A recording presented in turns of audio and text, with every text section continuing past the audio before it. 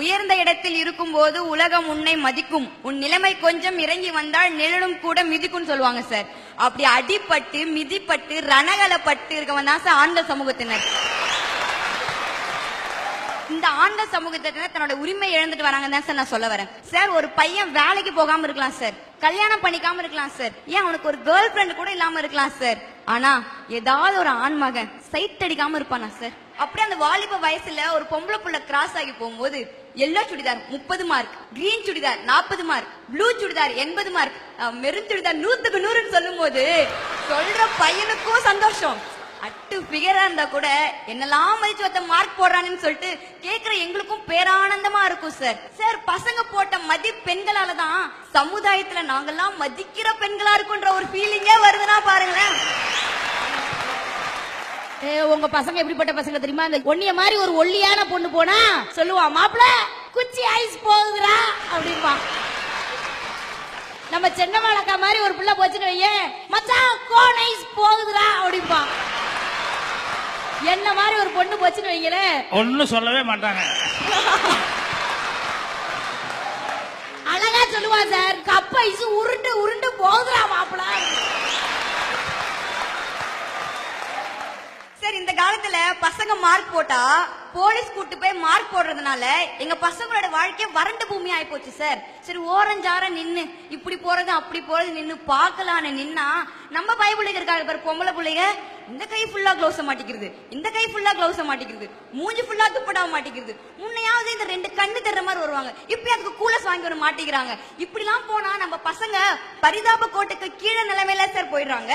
ஆனா ஒண்ணு மட்டும் உண்மை சார், 10 பசங்க நிக்கிற இடத்துல ஒரு பொண்ணு கிராஸ் பண்ணி போடுற கஷ்டத்தை விட 4 பொண்ணுங்க இருக்க இடத்துல ஒரு பையன் கிராஸ் பண்ணி போடுற பாடு இருக்கு பாருங்க. ஐயோ முன்னெல்லாம் பாத்தீங்கன்னா காலேஜ் போவே ஜாலியா இருக்கும். ஐயோ எப்படா காலேஜ் லைஃப் வரும், பசங்க வருவாங்க பொண்ணுங்க வருவாங்க, அப்படியே லைஃப ஜாலியா என்ஜாய் பண்ணலாம்னு இருக்கும். பசங்க சும்மா வருவாங்க பாருங்க சார், ஹேர்ஸ்டைல் தலை கலைச்சிட்டு வந்தா ரஜினிகாந்த் சார் மாதிரி இருப்பான், அப்படியே தலை கொஞ்சம் படிய வாயிட்டு வந்தா உலக நாயகன் சார் மாதிரி இருப்பான், கொஞ்சம் கலைஞ்சும் கலையாம வந்தா இளைய தளபதி சார் மாதிரி இருப்பான், அதே தலையில டை அடிக்காம வந்தாங்க அல்டிமேட் தலை மாதிரி இருப்பான் சார். ஆனா இந்த காலத்துல உள்ள வரும்போதே ஷார்ட் ஹேர் கட் பண்ணிட்டு வரணும், தாடிய கிளீன் ஷேப் பண்ணிட்டு வரணும் சார். ஒரு பையன் வீட்டுக்குள்ள போகும்போது ஹேர் கட் பண்ணிட்டு போனான்னு வச்சுக்கோங்களேன், அவங்க அப்பா கேட்பாரு என்னடா ஹேர் ஸ்டைல் இதுன்னு. அவங்க அப்பாக்கு அந்த ஹேர் ஸ்டைல் பிடிக்காது. சரி அவங்க அப்பாக்கு பிடிச்ச மாதிரி ஹேர் ஸ்டைல் வச்சுட்டு போலான்னு பார்த்தா அது அவங்க ஹெச்ஓடிக்கு பிடிக்காது. இவங்க 3 பேரும் காம்ப்ரமைஸ் பண்ணி அவனா ஒரு ரகமா ஒரு ஹேர் ஸ்டைல் வச்சுட்டு போவான், ஆனா அது அவன் கேர்ள் ஃபிரெண்டுக்கு பிடிக்காது சார். இந்த சுதந்திர பூமியில ஒரு ஆண்மகன் தனக்கு பிடிச்ச மாதிரி ஒரு ஹேர் ஸ்டைல கூட வச்சுக்க உரிமை இல்லைன்னா அப்படி எப்படி சார் ஒரு ஆண்மகனுக்கு உரிமை இருக்குன்னு நான் பேச முடியும்? அந்த காலத்துல பையன் எதுன்னு தெரியும், பொண்ணு எதுன்னு தெரியும். ஒரு சாரி கட்டியிருந்தா அது பொண்ணுன்னுவோம், வேஷ்டி சட்டை கட்டியிருந்தா அது பையனுவோம். கொஞ்சம் ஜெனரேஷன் டெவலப்மெண்ட் ஆச்சு, ஒரு சுடிதார் போட்டுட்டு இருந்தா அது பொண்ணு, பேண்ட் ஷர்ட் போட்டுட்டு இருந்தா அது பையன். இந்த காலத்துல எது பொண்ணு எது பையன் தேடி கண்டுபிடிக்கிறதுக்கு ஒரு தனி டீம் அமைக்கணும் போல சார். இப்போ பொம்பளை பிள்ளைங்களுக்கு பாத்தீங்கன்னு வச்சுக்கோங்களேன், சாரி இருக்கு அதுல ரகரகமா இருக்கு, சுடிதார் இருக்கு அதுல ரகரகமா இருக்கு. ஆனா பைபிள்ல பாத்திருக்கீங்களா, ஒரு ஜீன்ஸ் போடுவானுங்க அதுக்கு காம்பினேஷன் ஒரு டிஷர்ட் போடுவாங்க, அதையும் இந்த பொம்பளை பிள்ளைங்க விட்டு வைக்கிறது இல்லையா சார். ஒரு ட்ரெஸ்ஸ கூட ஆண் மகன் கிட்ட இருந்து பறிச்சுல சார் இந்த கேர்ள்ஸ் போட்டுக்கிட்டு இருக்காங்க. அப்புறம் எப்படி சார் பசங்களுக்கு உரிமை கிடைக்கும்? இப்ப இந்த பிள்ளை ட்ரெஸ் பத்தி பேசிச்சுல, ஒண்ணு வேண்டாம், இந்த பையன் பேண்ட் சட்டையை கலட்டி போடுங்க, அந்த பிள்ளைக்கு அழகா இருக்கும். ஜீன்ஸ் டாப் போடுங்க அழகா இருக்கும்.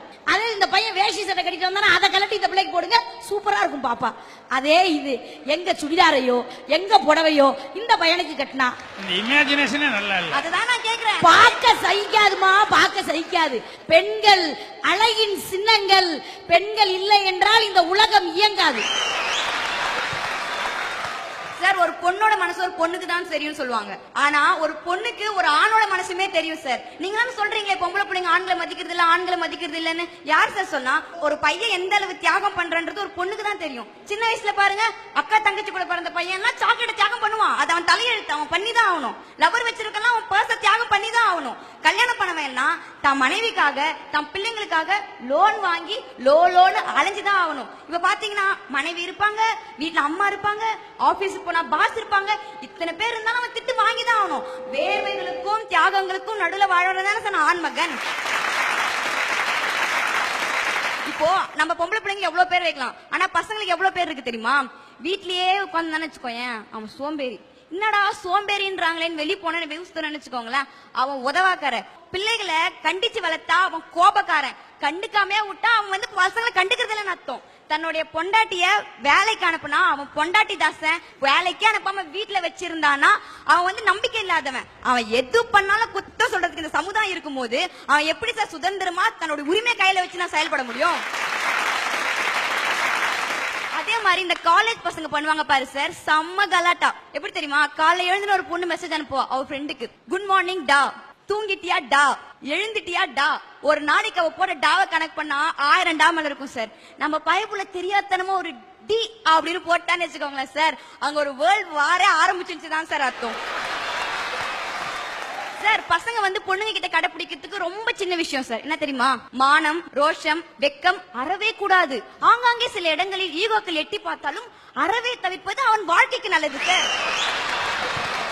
சார் எங்க மாதிரி பொண்ணுங்க எதிர்பார்க்குது என்ன தெரியுமா சார், செல்போன்களை மறந்தவன் வேண்டும், தொலைக்காட்சியை துறந்தவன் வேண்டும், சுய புத்தியில் வாழ்பவன் வேண்டும், பயபக்தியில் கொஞ்சோண்டு வேண்டும், ரொம்ப வெளிப்படையா இருப்பவன் வேண்டும், இயல்பாக நடப்பவன் வேண்டும். எல்லாத்துக்கும் மேல சார் திட்னா ரோஷமே வரக்கூடாது.